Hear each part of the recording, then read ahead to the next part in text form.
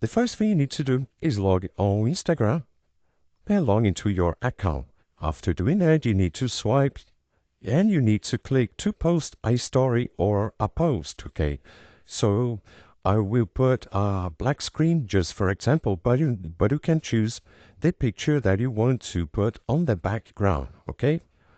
After doing that, you will see 4 options right here. You need to click on the second one, okay? If you search for WhatsApp sticker here, you will not find, okay? That is because we need to click on search right here and search for WhatsApp, okay? So WhatsApp, then you select the sticker that you want to put on your story, on your post, okay? I will choose this one for example. I can increase this size, okay, if I want. Yeah, if I want, I can add one more, okay?